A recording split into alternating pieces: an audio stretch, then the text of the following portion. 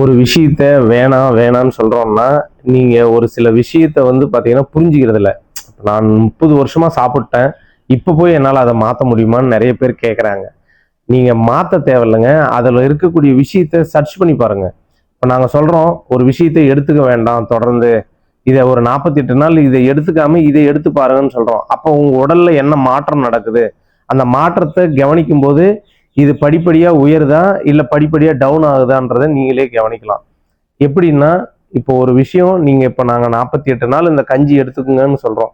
இந்த 48 நாள் நீங்க தொடர்ந்து எடுக்கும்போது உங்க உடல்ல மாற்றம் தெரியுதுன்னா, அப்போ உங்க உடம்பு வந்து சக்தியா மாறுதுன்னா, அப்போ இதுதான் உங்களுடைய மிக சிறந்த உணவு.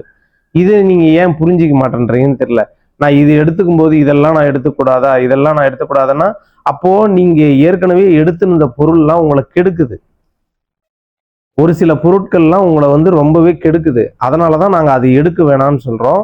இந்த பொருள எடுக்கும்போது இது வந்து உயிர் சக்தி கூட்டிட்டு போறது. உங்களுக்கு சக்தி வேணுமா? சக்தி வேணாவா? அத நீங்க தான் முடிவு பண்ணணும். ஓகேங்களா? பாருங்க.